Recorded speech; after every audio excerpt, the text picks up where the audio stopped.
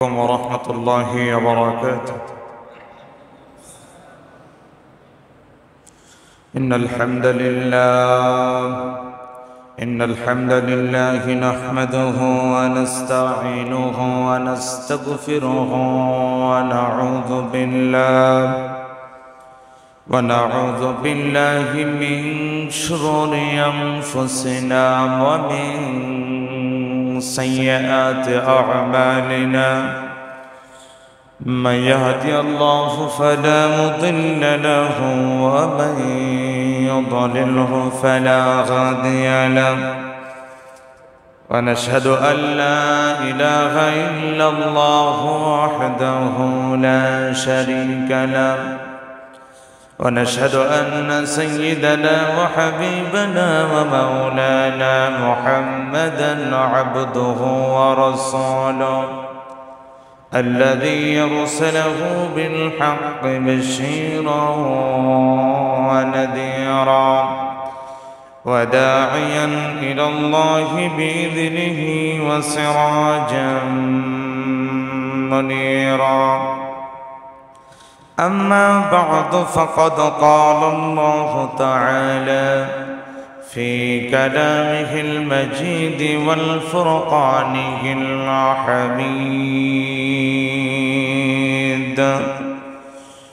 সকলে আমার সাথে পড়েন আউযু বিল্লাহি মিনাশ শাইতানির রাজিম। বিসমিল্লাহির রহমানির রহিম। ইয়া বুনাইয়া আকিমিস সালাতা ওয়া'মুর বিল بالمعروف وانه عن المنكر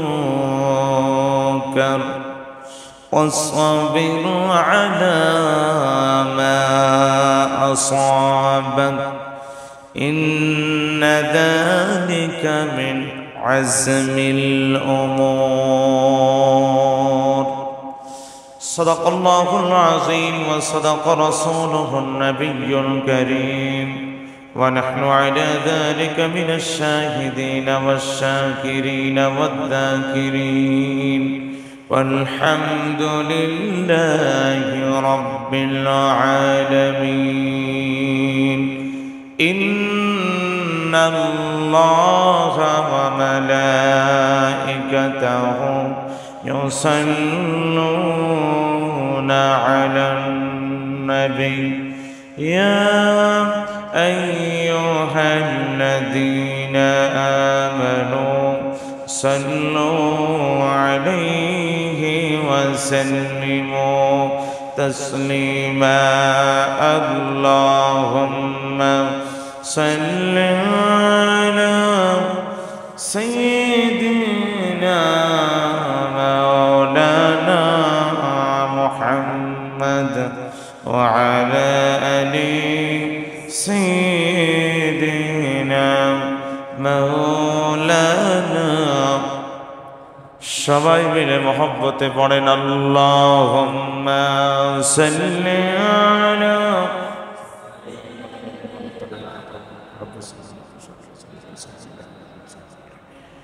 وعلى آل سيدنا مولانا. হাজার ব্যথা বেদনার পরে ফিরে আসনি তুমি আপন ঘরে। দিনের আলো তুমি সরিয়ে দিতে চলে গেলে মদিনায় মক্কা ছেড়ে। হে রাসূল তোমাকে ভুলি আমি কেমন করে। হে রাসূল তোমাকে ভুলি আমি কেমন করে। আল্লাহুম্মা সাল্লি আলা সাইয়্যিদিনা মাওলানা মুহাম্মদ ওয়া আলা আলি সাইয়্যিদিনা মাওলানা। সবাই পড়ুন বালাগাল আলা বিকামালিহি কাশাফাত তুজা বিজামালিহি হাসানাত জামিউ খিসালিহি সাল্লু আলাইহি। সবাই মিলে লা ইলাহা ইল্লাল্লাহ লা ইলাহা মোহব্বতে লা ইলাহা ইল্লাল্লাহ লা ইলাহা ইল্লাল্লাহ সুবহানাল্লাহ ওয়ালহামদুলিল্লাহ লা ইলাহা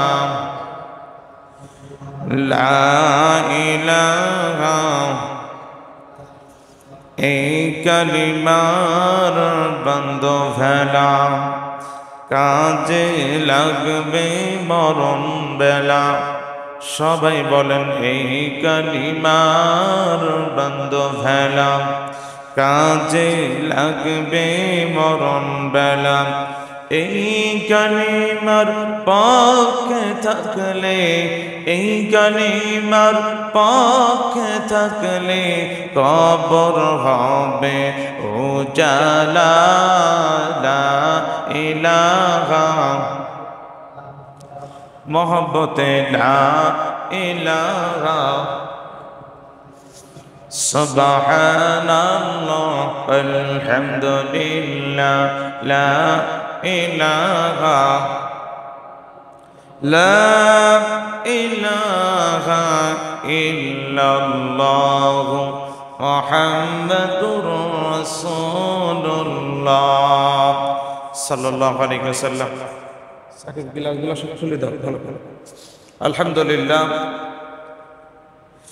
সমস্ত প্রশংসা সেই মহান আল্লাহ সুবহানাহু ওয়া তাআলার দরবারে যে আল্লাহ সুবহানাহু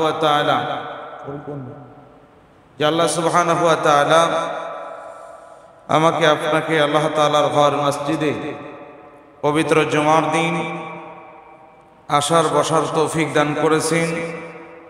এই জন্য সেই মহান মালিক মহান রব আল্লাহ সুবহানাহু ওয়া তাআলার দরবারে অন্তরের অন্তরস্থল থেকে শুকরিয়া জ্ঞাপন করছি, পড়ছি আলহামদুলিল্লাহ।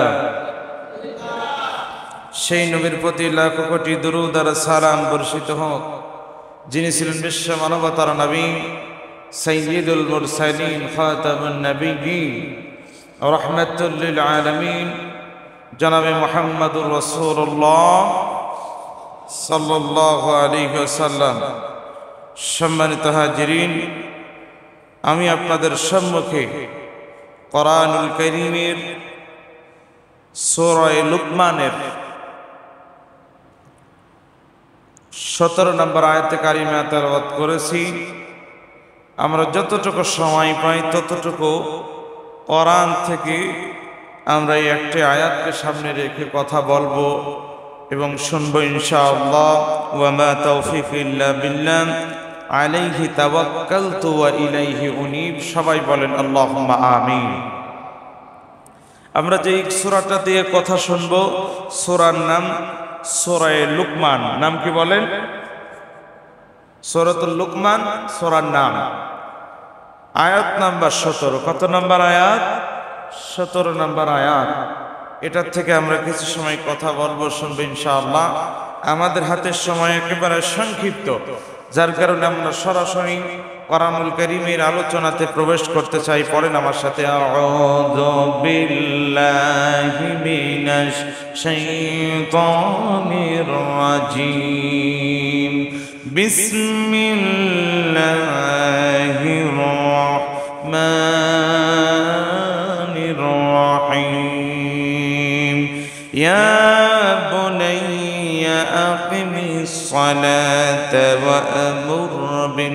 بالمعروف وانهى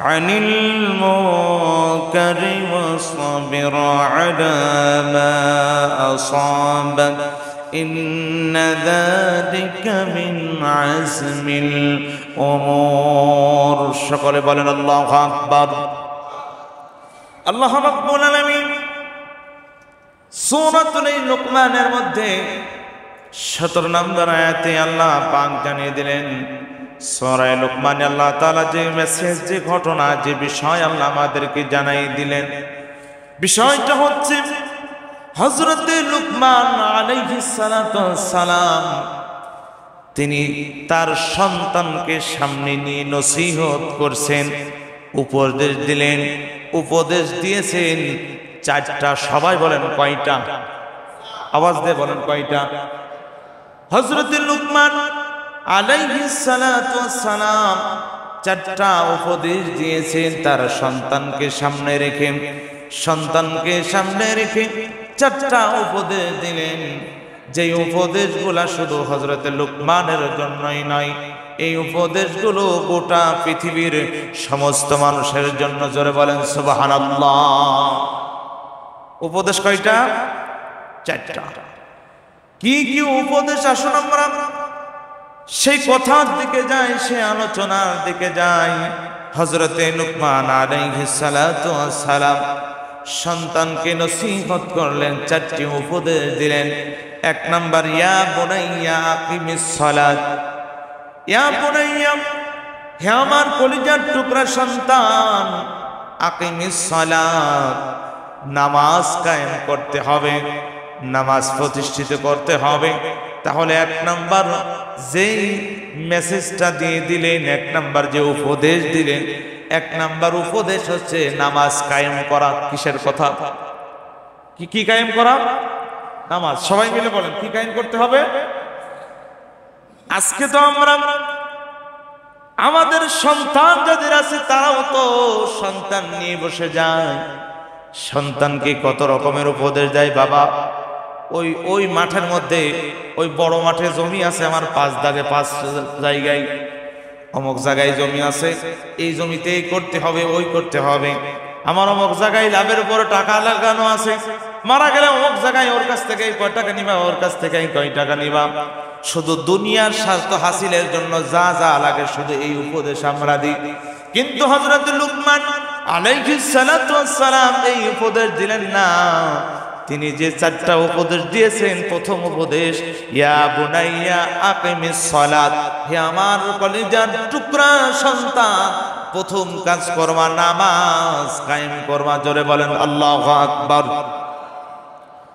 কেন এই নামাজের বিষয় এমন গুরুত্বপূর্ণ একটি বিষয় আল্লাহ তাআলা নামাজের কথা অনেক জায়গায় আল্লাহ পাক বলেছেন আর নামাজ কায়েম করা অর্থাৎ প্রতিষ্ঠিত করা নামাজ সমাজে দেশের মধ্যে সবাই যেন নামাজি হয়ে যায় এই চিন্তা করা এই প্রচেষ্টা করতে হবে এটা প্রত্যেক মুসলমানের জন্য আল্লাহ ফরজে আইন করে দিয়েছেন বলেন সুবহানাল্লাহ আমার দেশের লোক যেন সবাই নামাজি হয়ে যায় আমার গ্রামের লোক আমার দেশের লোক আমার ইউনিয়নের লোক সবাই যেন নামাজি হয় এজন্য চেষ্টা করা সবার জন্য নফল না ফরজ সবাই বলেন সবার জন্য ফরজ ফরজে আইন আল্লাহ পাক বলেন হযরত লুকমান আলাইহিস সালাতু ওয়াস সালাম সন্তানকে উপদেশ দিলেন ও ছেলে ইয়া বুনাইয়া আকিমিস সালাত এক নাম্বার নামাজ তোমাকে কায়েম করতে হবে নামাজ প্রতিষ্ঠিত করতে হবে দুই নাম্বার ওয়া'মুর বিল মা'রুফ তোমরা সৎ কাজে আদেশ তোমার করতে হবে লুকমান আলাইহিস সালাতু ওয়াস সালাম সন্তানকে দ্বিতীয় উপদেশ যেটা দিলেন বাবা প্রথম নাম্বার নামাজ কায়েম করবা দ্বিতীয় নাম্বার ওয়া'মুর বিল মা'রুফ মানুষদেরকে সৎ কাজের আদেশ দিবা ভালো কাজের দিকে ডাকবা আর ভালো কাজের দিকে ডাকলে তার সম্মান কত আল্লাহর কাছে আল্লাহ পাক বলেন ওয়া মান আহসানু কাওলাম মিম্মা দাআ ইলাল্লাহি وعمل صالحا وقال إنني من المسلمين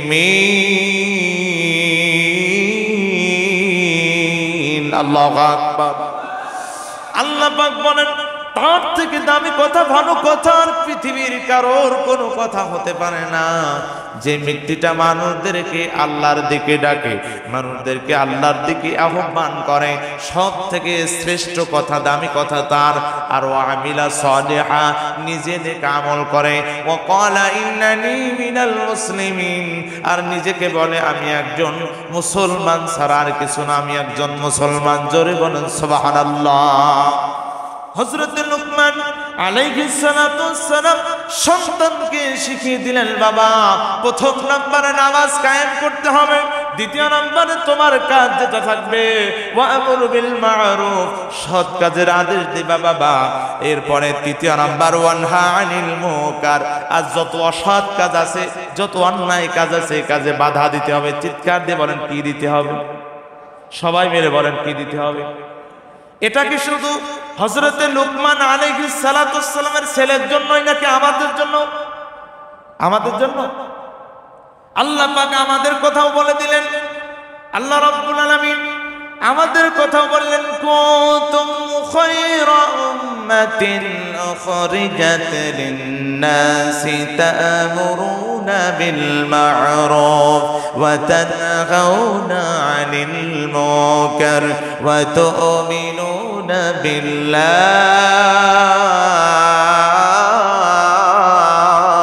আল্লাহু আকবার। আল্লাহ পাক বললেন তোমরাই সবথেকে শ্রেষ্ঠ উম্মত, তোমরাই শ্রেষ্ঠ জাতি। কি কারণে, কোন কারণে? তোমাদেরকে একটি দায়িত্ব দিয়েছি, আল্লাহ রাব্বুল আলামিন একটি হুকুম দিয়েছেন, সেটা হলো তা'মুরুনা বিল মা'রুফ, তোমরা সবাই সৎ কাজের আদেশ দিবা, মানুষদেরকে সৎ কাজের দিকে ডাকবা। ওয়া তানহাউনা আনিল মুনকার, আর যত অসৎ কাজ আছে কাজে বাধা দিতে হবে, নিষেধ করতে হবে, এটাকে বাধা দিতে হবে। এখানে প্রথম কথা হলো সর্বপ্রথম তাকে নিষেধ করতে হবে। নিষেধ করার পরে যদি না শোনে, শক্তি থাকলে অবশ্যই শক্তি দিয়ে 100% তাকে বাধা দিতে হবে। এই ঘোষণা জোরে বলেন দিয়েছেন কে? তাহলে নিজে নামাজ পড়লে, নিজে ভালো কাজ করলেই হবে না, নিজে ভালো কাজ করতে হবে, লোককে ভালো কাজের কথা বলতে হবে। নিজে অন্যায় কাজ করব না, অন্য কাউকে অন্যায় কাজ করতে দিব না। কথা বলেন ঠিক কিনা? এটা, এই কথাটা মানা, এই আইনটা মানা নফল না ফরজ? দুই একজন বললেন নফল না ফরজ? আমি নিজে ভালো কাজ করব, অন্যকে ভালো কাজ করার আদেশ দিব, এটা আল্লাহর পক্ষ থেকে আমার জন্য ফরজ আইন। দ্বিতীয় নাম্বার, আমি নিজে অন্যায় কাজ করব না, কাউকে অন্যায় কাজ করতে দিব না, এটা আল্লাহর পক্ষ থেকে আইন, আল্লাহর পক্ষ থেকে এটা আমার জন্য আদেশ, এটা আমাকে মানতে হবে। ঠিক কিনা বলেন? আপনি যতদিন পর্যন্ত মানুষদেরকে আহ্বান করবেন ভালোর দিকে, যতদিন পর্যন্ত মানুষদেরকে ভালোর দিকে ডাকবেন, কোনো অসুবিধা হবে না। আল্লাহর কসম করে বলে, যেদিন থেকে আপনি মানুষদেরকে অন্যায় কাজে বাধা দেওয়া আপনি যখন দিবেন, তখনই আপনি বাতিলের টার্গেটে পড়ে যাবেন। ঠিক কিনা বলেন?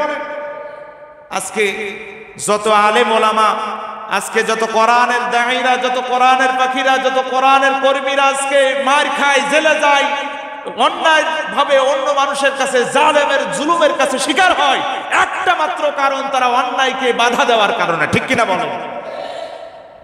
আপনি যে কোনো অন্যায়কে বাধা দিবেন, বিপদ আছে না নাই? আছে। হযরত লুকমান আলাইহিস সালাতু ওয়াস সালাম তার সন্তানকে নসিহত করেছিলেন কয়টা? আওয়াজ দিয়ে বলেন কয়টা? হাত তুলে ইশারা করে বলেন কয়টা? সবাই মিলে বলেন কয়টা? চারটা। এই চারটা মানা আমাদের জন্য ফরজ, আমাদের জন্য 5 ওয়াক্ত নামাজ পড়া নফল, ফরজ। এই নামাজ পড়া যেমন ফরজ, এখানে চারটা হুকুম আছে, এটা মানাও ফরজ। কি কি? 1 নাম্বার, ইয়া বুনাইয়া আকিমিস সালাত, 1 নাম্বার নামাজ কায়েম করতে হবে। নামাজ প্রতিষ্ঠিত করার জন্য একটা দল থাকবে, সেই দলে অন্তত থাকতে হবে। দ্বিতীয় নাম্বার, ওয়া'মুর বিল মা'রুফ, মানুষদেরকে সৎ কাজে আদেশ দিতে হবে। ওয়ানহা আনিল মুনকার, অন্যায় কাজ যেখানে দেখবে সেখানে বাধা দিবে। এরপরে হযরত লুকমান বলে দিলেন, বাবা এই 3টি কাজ যখন তুমি করবা, করার পরে চতুর্থ কাজ, তোমাকে সবথেকে বড় একটি কাজ আসবে। এই 3টি কাজ করতে গেলে তোমাকে কঠিন সমস্যার সম্মুখীন হতে হবে।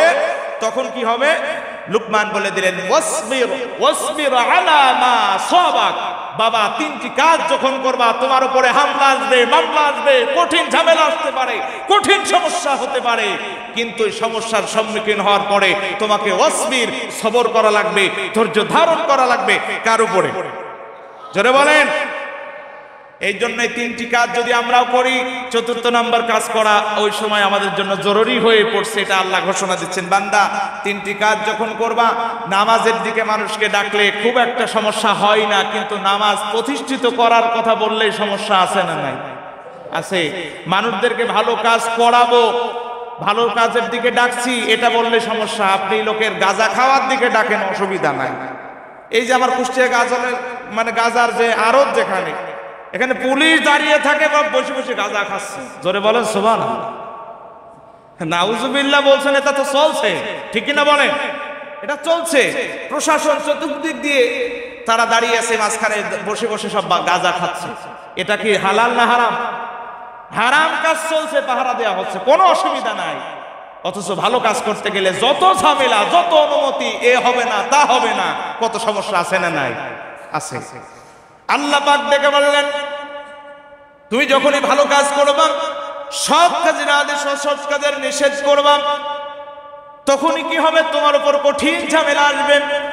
আর ঝামেলার সম্মুখীন হওয়ার পরে অবশ্যই ওয়াসবির আলা মা সাবাক, তোমাকে ধৈর্য ধারণ করা লাগবে, ধৈর্যের পরীক্ষা দেওয়া লাগবে। ইন্না যালিকা মিন আজমিল উমুর। হযরত লুকমান আলাইহিস সালাতু ওয়াস সালাম সন্তানকে বললেন, হে আমার সন্তান, হে আমার কলিজার টুকরা সন্তান, তোমাকে চারটা উপদেশ দিলাম। 1 নাম্বার, নামাজ কায়েম করতে হবে। 2 নাম্বার, মানুষদেরকে সৎ কাজে ডাকতে হবে। 3 নাম্বার, অসৎ কাজে বাধা দিতে হবে। 4 নাম্বার, তোমাকে সব কিছুর মধ্য দিয়ে তোমাকে বালা মুসিবত ঝামেলা আসলে ধৈর্য ধারণ করা লাগবে। এই 4টা কাজ তোমার জীবনের পণ প্রতিজ্ঞা হিসাবে তুমি এটা মেনে নিতে হবে।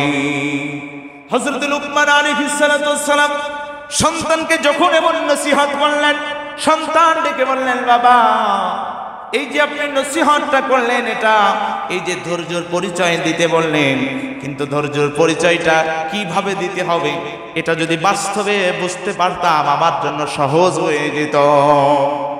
বাস্তবে বুঝতে পারলে সহজ হয়ে যেত। আমার প্রিয় ভাইয়েরা, আমার মুরব্বী বাবাজিরা, হযরত লুকমান আলাইহিস সালাতু ওয়াস সালামের সন্তান বলে দিলেন, বাবা, আমি জানতে চাই, আমি বাস্তবে প্র্যাকটিক্যালি এটা দেখতে চাই কিভাবে ধৈর্যের পরিচয় দিতে হয়। হযরত লুকমান আলাইহিস সালাতু ওয়াস সালামের সন্তান যখন এমন কথা বললেন, সবাই গভীর মনোযোগ দিয়ে কথাটা শোনার চেষ্টা করবেন। হযরত লুকমান আলাইহিস সালাতু ওয়াস সালাম সন্তানকে বলে দিলেন, ঠিক আছে বাবা, তোমাকে বাস্তবে এটা কিভাবে ধৈর্য ধারণ করতে হবে বোঝানোর জন্য আমাদের এলাকার পার্শ্ববর্তী এলাকায় একজন নবী আছে, নবীর কাছে তোমাকে নিয়ে যাব, আর নবী তোমাকে সুন্দরভাবে বাস্তবে তোমাকে দেখিয়ে দিবেন। বলেন আল্লাহু আকবার। সন্তানকে এমন কথা যখন বললেন, লুকমান আলাইহিস সালাতু ওয়াস সালাম জানিয়ে দিলেন সন্তানকে, ঠিক আছে, আগামীকাল আমরা ওই পার্শ্ববর্তী এলাকায় একজন নবী আছে, নবীর কাছে তোমাকে নিয়ে যাব। কিন্তু লুকমান আলাইহিস সালাতু ওয়াস সালাম যেখানে থাকেন, পার্শ্ববর্তী যে এলাকায় নবী, ওই জায়গায় ডিফারেন্স প্রায় 200 থেকে 400 মাইল দূর, এত দূরের রাস্তা যেতে হবে। হযরত লুকমান আলাইহিস সালাতু ওয়াস সালাম সন্তানকে সাথে নিয়ে পরের দিন যখন সকালবেলা হাঁটতে শুরু করলেন, হাঁটতে হাঁটতে মরুভূমির মধ্য দিয়ে হাঁটছেন। এমন দীর্ঘ পথ, অনেক পথ চলে গিয়েছেন। যাওয়ার পরে হঠাৎ করে সন্তান সামনের দিকে চলে যায়। বাস্তবে দেখবেন, ছোট বাচ্চাদেরকে নিয়ে যখন কোথাও ঘুরে বা কোথাও বেড়াইতে যাওয়া হয়, ওই সময় রাস্তায় চলার সময় বাচ্চা ছেলেরা কিন্তু বাবাদের আগে আগে বেশি থাকে, ঠিক কিনা বলে? আগে থাকে না? সবসময় আগে আগে থাকে। লুকমান আলাইহিস সালাতু ওয়াস সালামের সন্তান, সেও আনন্দের কারণে লুকমান আলাইহিস সালাতু ওয়াস সালামের সামনে সামনে হাঁটতে শুরু করলেন। এক পর্যায়ে হাঁটতে হাঁটতে মরুভূমির মধ্যে দিয়ে হাঁটছেন। এমন তো অবস্থায় মরুভূমির মধ্য দিয়ে অনেক সময় অনেক প্রাণীগুলা মারা যায়। মারা যাওয়ার পরে পচে গড়ে মরুভূমির সাথে মিশে যায়। আর এমন তো অবস্থায় একটি প্রাণী ওই জায়গায় মারা গিয়েছিলেন। আর তার হাড় হুড্ডি গুলা বাড়ির মধ্যে লুকানো ছিল, বাড়ির মধ্যে আটকানো ছিল। হযরত লুকমান আলাইহিস সালাতু ওয়াস সালামের সন্তানকে নিয়ে যখন মরুভূমির মধ্যে দিয়ে হাঁটতে শুরু করলেন, এমন তো অবস্থায় ওই বাড়ির মধ্যে যেই জায়গায় হাড় হুড্ডিটা পড়েছিল, লুকমান আলাইহিস সালাতু ওয়াস সালামের সন্তান তো বুঝতে পারি নাই, যেই মাত্র পা দিয়েছে হাড়টা এত পরিমাণ ধারালো হাড় ছিল, সাথে সাথে লুকমান আলাইহিস সালাতু ওয়াস সালামের সন্তানের পায়ের মধ্যে হাড়টা গেঁথে গিয়েছে। এই পাশ দিয়ে ঢুকে পার অপর পাশ দিয়ে ওই হাড়টা বের হয়ে গিয়েছে। এমন কঠিন অবস্থা যখন শুরু হয়ে গেল, লুকমান আলাইহিস সালাতু ওয়াস সালামের সন্তান আর হাঁটতে পারে না। ডেকে ডেকে বলে, বাবা আমি তো আর হাঁটতে পারি না, কিভাবে যাব বাবা, আমাকে নেওয়ার ব্যবস্থা করেন। হযরত লুকমান আলাইহিস সালাতু ওয়াস সালাম চিন্তায় পড়ে গেলেন। চিন্তা করলেন, আমার এই বাচ্চাকে, ছেলেটাকে তো কাঁধে নিয়ে এত পথ যাওয়া আমার দ্বারা সম্ভব হবে না, কি করা যায়, দেখা যাক কি করা যায়। এই চিন্তা ভাবনা করে লুকমান আলাইহিস সালাতু ওয়াস সালাম একটা তাঁবু তৈরি করে ওখানে তাঁবু গাড়লেন, তাঁবু টানালেন। তাঁবু টানানোর পরে তাঁবুর মধ্যে সন্তানকে একটু রেস্ট নেওয়ার জন্য সন্তান নিয়ে ওখানে বসলেন, রেস্ট করলেন। এমন তো অবস্থায় লুকমান আলাইহিস সালাতু ওয়াস সালাম চিন্তা করলেন, এই মরুভূমির মধ্য দিয়ে যখন কোনো মানুষ আসবে, অন্য মানুষ যখন আসবে, তখন তার সহযোগিতা নেওয়া যাবে। ওই সন্তানকে, আমার সন্তানকে যদি অন্য ব্যক্তির সহযোগিতা করে একটু কাঁধে করে নিয়ে যায়, আমার জন্য সুবিধা হবে। কি পরিমাণ দেখেন ধৈর্যের পরিচয় দিতে হয়, ধৈর্যের পরিচয় জানতে চেয়েছিলেন হযরত লুকমান আলাইহিস সালাতু ওয়াস সালাম। আর ধৈর্যের পরিচয় দেওয়ার জন্য হঠাৎ করে শুরু হয়ে গেল এমন অবস্থা। আমার প্রিয় ভাইরা, আমার মুরব্বী বাবাজিরা গভীর মনোযোগ দিয়ে শুনবেন। এমন তো অবস্থায় একদিন নয়, দুইটা দিন পার হয়ে গেল, কিন্তু মরুভূমির মধ্য দিয়ে ওই তাঁবুর পাশ দিয়ে কোনো মানুষ, একটা মানুষ পর্যন্ত আসি না। 2 দিন যেতে না যেতেই হযরত লুকমান আলাইহিস সালাতু ওয়াস সালামের সন্তানের পায়ের মধ্যে পছন ধরা শুরু হয়ে গেল। পার মধ্যে ওই আগের মরা জানোয়ারের হাড্ডি ঢোকার কারণে পার মধ্যে এত পরিমাণ যন্ত্রণা, কষ্ট, আঘাত শুরু হয়ে গেল। এক পর্যায়ে তাকে দেখে পায়ের মধ্যে পছন ধরা শুরু হয়ে গেছে। এমনকি পছন ধরা এমন অবস্থা হলো, পায়ের শরীরে, পায়ের ওই জায়গা থেকে গোশগুলা খুলে খুলে পড়ে যাচ্ছে। এমন অবস্থা ওই জায়গায়, ওই মরুভূমির মধ্যে হযরত লুকমান আর লুকমান আলাইহিস সালাতু ওয়াস সালামের ছেলে ছাড়া আর দ্বিতীয় কেউ ছিল না। কঠিন চিন্তায় পড়ে গেলেন। সন্তানের পাট থেকে যখন গোশগুলা পচে পচে খুলে পড়ে যায়, বাবার কাছে এত ব্যথা লাগে, আঘাত লাগে, কিন্তু বাবা কাকে বলবে, কিভাবে, কোথায় যাবে, কোনো মানুষ নাই। হযরত লুকমান আলাইহিস সালাতু ওয়াস সালাম গভীর রাত্রে এমন অবস্থায় কি করলেন, ওই তাঁবুর মধ্যে গভীর রজনীতে হযরত লুকমান আলাইহিস সালাতু ওয়াস সালাম নামাজে দাঁড়িয়ে গেলেন, সিজদায় চলে গেলেন। সিজদায় গিয়ে আমার মালিকরে ডেকে বলে, মালিক, এই বিশাল মরুভূমির মধ্যে কোনো মানুষ নাই, ও রব্বুল আলামিন, এমন একটি জায়গায় আমার সন্তানকে নিয়ে বিপদে পড়ে গেছি আল্লাহ, যেই জায়গায় বাঁচানোর মতন, বিপদ থেকে উদ্ধার করার মতন এই 2টা দিন পার হয়ে গেল, একটা কোনো মানুষ পেলাম না। ও আল্লাহ, যেখানে বাঁচানোর কেউ নাই, যেখানে সহযোগিতা করার কেউ থাকে না, ওই জায়গায় তোমার রহমতের দ্বারা, তোমার কুদরতের সহযোগিতা থাকে। বলেন আল্লাহু আকবার। যেখানে বাঁচাইতে কেউ পারে না, জোরে বলেন, সেখানে পারেন কে? চিৎকার দিয়ে বলেন, পারেন কে? আল্লাহর নাম স্মরণ করে হযরত লুকমান আলাইহিস সালাতু ওয়াস সালাম সিজদায় পড়ে ডেকে বলেন, মাবুদ, ওগো আল্লাহ, এই কঠিন পরিস্থিতিতে এখানে আমাকে সহযোগিতা করার কেউ নাই। ও মালিক, আল্লাহ, তোমার কাছে সহযোগিতা চাই, কারণ আমি বাবা, আমার সামনে আমার সন্তানটা পায়ে পচন ধরে গেছে, এত কষ্টের কারণে ছটফট করতে করতে ও রব্বুল আলামিন আমার সন্তান আমার সামনে যদি বিদায় নিয়ে চলে যায়, আমার সন্তান আমার সামনে যদি ছটফট করে মারা যায়, মাবুদ কিভাবে আমি এই কষ্ট সহ্য করব? ওগো রব্বুল আলামিন, তোমার কুদরতের সাহায্য কামনা করছি। সন্তানকে বলে দিলেন, ও সন্তান তুমি ধৈর্য ধারণ করো, কারণ ধৈর্য ধরবে যে তার সাথে আছেন কে? চিৎকার দিয়ে বলেন আছেন কে? আল্লাহ পাক বলেন, ইন্নাল্লাহা মা'আস সাবিরিন।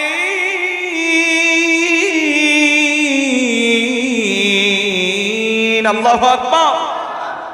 আল্লাহ পাক বলেন, ইন্নাল্লাহা, নিশ্চয় আমি আল্লাহ, মা'আস সাবিরিন, সবরকারীদের সাথে আমি আল্লাহ আছি। জোরে বলেন সুবহানাল্লাহ। আল্লাহ বললেন, যারা ধৈর্য ধরবে, বিপদে যারা পড়বে, ওই সময় যারা ধৈর্য ধরবে, যারা তাদের সাথে আমি আল্লাহ আছি। আল্লাহ রাব্বুল আলামিন যেহেতু অবশ্যই সাথে আছেন, লুকমান আলাইহিস সালামের সন্তান ধৈর্য ধরছেন, আল্লাহর উপরে তাওয়াক্কুল করে আছেন। হযরত লুকমান আলাইহিস সালাম আল্লাহর কাছে সিজদায় পড়ে দোয়া করছেন। হঠাৎ করে তাঁবুর মধ্যে হঠাৎ করে একটি ঝলক আলো বের মনে হলো। এই আলোর সাথে সাথে হযরত লুকমান আলাইহিস সালাম তখনও তিনি সিজদায় পড়ে আল্লাহকে ডাকছেন। এমন তো অবস্থায় লুকমান আলাইহিস সালামের ছেলে বলেন, আমি হঠাৎ করে দেখতে পেলাম একেবারে সাদা পাগড়িওয়ালা, সাদা ড্রেসওয়ালা একজন ব্যক্তি আমার সামনে এসে বসে পড়ল। আমি চিন্তা করলাম এই লোকটাকে, হঠাৎ করে প্রশ্ন করলাম, কে আপনি, আপনার পরিচয় কি জানতে চাই? সাথে সাথে বললেন, আনা জিবরাইল। আল্লাহু আকবার বলেন। উত্তর তিনি জবাব দিচ্ছেন, আনা জিবরাইল, আমি জিবরাইল আলাইহিস সালাম তোমার কাছে এসেছি। আল্লাহ রাব্বুল আলামিন আমাকে পাঠিয়েছেন। ও সন্তান, তোমাকে জিজ্ঞাসা করতে চাই, তুমি এখন কেমন আছো? সন্তান জবাবে দিয়ে দিলেন, আলহামদুলিল্লাহ। চিৎকার দিয়ে বলেন সুবহানাল্লাহ। সে বলছেন, আলহামদুলিল্লাহ, আল্লাহ আমাকে ভালো রেখেছে। কথা শোনার সাথে সাথে আল্লাহ তাআলা এত খুশি হয়ে গেলেন, জিবরাইলের মাধ্যমে জিজ্ঞাসা করলেন। জিবরাইল জিজ্ঞাসা করেন, ও সন্তান, তোমার পায়ের মধ্যে পচা হাড্ডি ঢুকেছে, তোমার পাটা পচতে শুরু হয়েছে, তোমার এরপরও এখন কেমন লাগে তাই বলো। ডেকে বলেন, আমি আর এই কঠিন যন্ত্রণা সহ্য করতে পারছি না, এই কঠিন অবস্থা আমি সহ্য করা আমার জন্য কষ্ট হয়ে যাচ্ছে।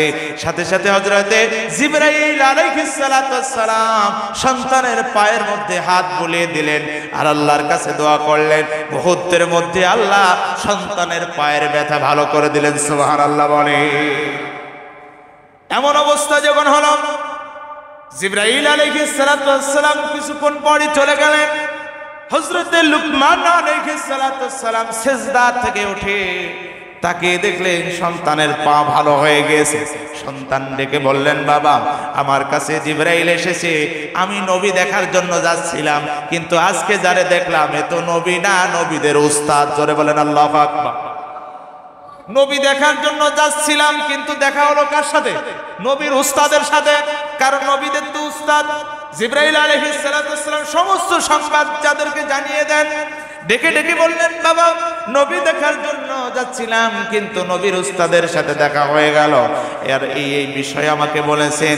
এমন কথা বলার সাথে সাথে জিবরাইল আমিন ফেরেশতার কথা হযরত লুকমান আলাইহিস সালাম বলে দিলেন, বাবা, আরেকটি সংবাদ আমার কাছে বলে দিয়েছে। জিবরাইল যখন চলে যায় আমাকে একটি সংবাদ বলে দিয়ে গিয়েছে। সেই সংবাদটা হচ্ছে, আমরা যে এলাকাতে নবীর কাছে দেখা করার জন্য যাচ্ছিলাম, বাবা, এই যে এলাকায় নবীর সাথে দেখা করার জন্য আমি যাচ্ছিলাম, ওই এলাকার অবস্থা এমন, ওই এলাকার লোকেরা ওই নবীর সাথে তারা বেয়াদবি করেছে, ওই নবীর সাথে খারাপ ব্যবহার করেছে। নবীকে কষ্ট দেওয়ার কারণে আল্লাহর পক্ষ থেকে আসমান থেকে গজব নাজিল হয়েছে। আসমান থেকে আল্লাহর পক্ষ থেকে বৃষ্টি পাঠিয়েছেন, কিন্তু পাথরের বৃষ্টি। জোরে বলেন, কিসের বৃষ্টি? আল্লাহর পক্ষ থেকে গজব নাজিল করেছে, যেহেতু জাতির লোকেরা নবীর সাথে বেয়াদবি করেছেন, যার কারণে আসমান থেকে পাথরের বৃষ্টি বর্ষণ করেছেন।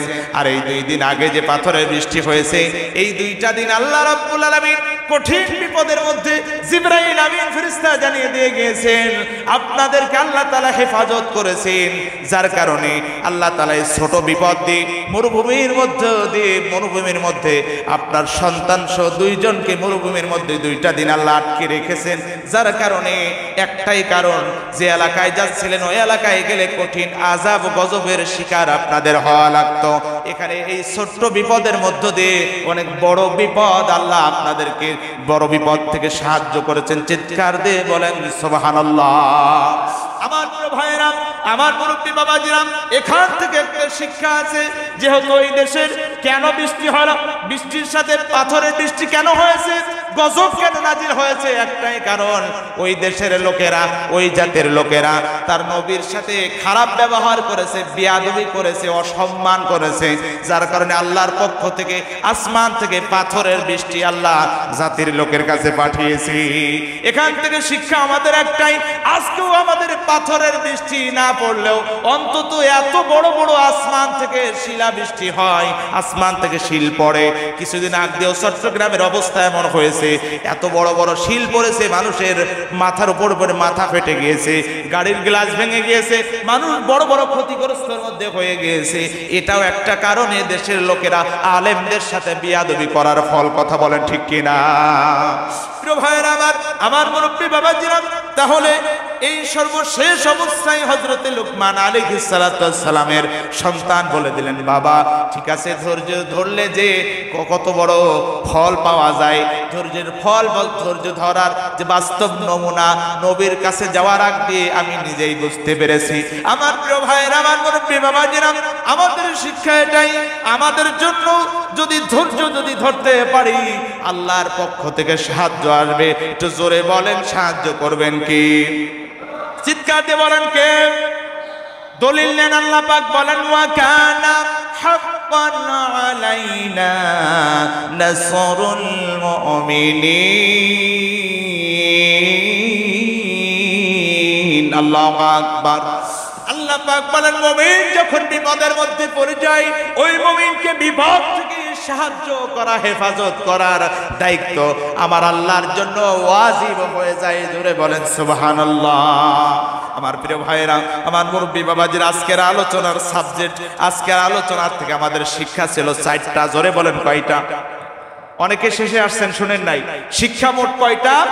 4টা। 1 নাম্বার, ইয়া বুনাইয়া আকিমিস সালাত। 1 নাম্বার, নামাজ প্রতিষ্ঠিত করার চেষ্টা করতে হবে, নামাজ প্রতিষ্ঠিত করতে হবে, 1 নাম্বার। 2 নাম্বার, ওয়া'মুর বিল মা'রুফ, ভালো কাজে আদেশ দিতে হবে। 3 নাম্বার, ওয়ানহা আনিল মুনকার, অসৎ কাজ, খারাপ কাজে বাধা দিতে হবে। 4 নাম্বার হচ্ছে ওয়াসবির আলা মা সাবাক, এই কঠিন এই 3টা কাজ করতে গেলে বিপদ আপদ আসবে, কিন্তু ধৈর্য ধারণ করতে হবে। সব মিলে আমাদের জন্য উপদেশ 4টা। কয়টা? এই 4টা উপদেশ আল্লাহ তাআলা আমাকে আপনাকে সকলকে মানার তৌফিক দান করুন। সকলে বলছে আল্লাহুম্মা আমিন। আমরা এখনই দোয়ার দিকে চলে যাব। আল্লাহুম্মা আমিন। রব্বানা যালামনা আনফুসানা ওয়া ইন লাম তাগফির লানা ওয়া তারহামনা লানাকুনান্না মিনাল খাসিরিন। ربنا آتنا في الدنيا حسنة وفي الآخرة حسنة وقنا عذاب النار وادخلنا الجنة مع الأبرار يا عزيز يا غفار يا رب العالمين رب العالمين। আমরা কতিপয় গুনাহগার বান্দা একত্রিত হয়ে তোমার শাহী দরবারে দোকানে হাত উঠিয়েছি, মেহেরবানি করে তুমি আমাদের প্রত্যেকের হাতখানি কবুল আর মঞ্জুর করে নাও রব্বুল আলামিন। আল্লাহ তাআলা, আমরা যত সময় পরে কোরআনের আলোচনা শুনেছি, আলোচনা করেছি, শুনেছি, আল্লাহ এই 4টা উপদেশ আমাদের সকলের জন্য মানার তৌফিক দান করে দাও রব্বুল আলামিন।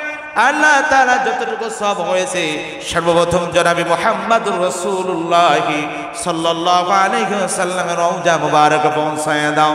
तमाम পৃথিবীর মাটির নিচে যত মুমিন মুমিনাত, যত মুসলিম মুসলিমাত চিরবিদায় নিয়ে গহীন কবরে ঘুমিয়েছে আল্লাহ মেহেরবানি করে প্রত্যেকের রূহ মুবারকে সবের রাখা দিয়ে টুকু পৌঁছায় দাও আল্লাহ। আমরা যারা হাত তুলেছি আমাদের অনেকের আব্বা আম্মা, দাদা দাদি, নানা নানি, খালা খালা, আত্মীয় স্বজন, মহব্বতের মানুষ চিরবিদায় নিয়ে গহীন কবরে ঘুমিয়েছে আল্লাহ মেহেরবানি করে প্রত্যেকের রূহ মুবারকে সবের হাদিয়াটুকু পৌঁছায় দাও আল্লাহ। সবার কবর তুমি জান্নাতের বাগান বানিয়ে দাও। আমাদের আব্বা আম্মা যাদের বেঁচে আছে হায়াত বাড়িয়ে দাও, সুস্থ করে দাও আল্লাহ। আমরা যারা অসুস্থ সুস্থ করে দাও। আমার সাথে যেখান থেকে রব্বুল আলামিন যে ব্যক্তি যে বান্দা বান্দিরা হাত তুলেছে আল্লাহ প্রত্যেকের হাত কবুল করে নাও, প্রত্যেকের মনের আশা আকাঙ্ক্ষা কবুল করে নাও রব্বুল আলামিন। বাহিরের থেকে অন্য এলাকা থেকে যত মেহমান বৃন্দ এসেছেন আল্লাহ দোয়া করে এদেরকে তুমি কবুল আর মঞ্জুর করে নাও আল্লাহ। এলাকাবাসীদেরকে কবুল করে নাও রব্বুল আলামিন। এদেশের উপর তোমার খাস রহমত আর বরকত তুমি নাজিল করে দাও। বাংলার জমিন কোরআনের জমিন ইসলামের জমিন হিসেবে কবুল করে নাও। আমাদের প্রত্যেককে তুমি তোমার দ্বীনের দাঈ হিসাবে দ্বীনের রব্বুল আলামিন খিদমত করতে পারি আল্লাহ। দ্বীনের কর্মী হিসাবে আমাদেরকে কবুল করে নাও। রব্বির হামহুমা কামা রব্বায়ানি সাগীরা আল্লাহুম্মা রব্বির হামহুমা কামা রব্বায়ানি সাগীরা سبحان ربك رب العزة عما يصفون وسلام على المرسلين والحمد لله رب العالمين واجعل آخر كلمة عند الموت لا إله إلا الله محمد رسول الله صلى الله عليه وسلم। আলহামদুলিল্লাহ একজন মুরব্বী ব্যক্তি এসেছেন, খুব অসহায় দরিদ্র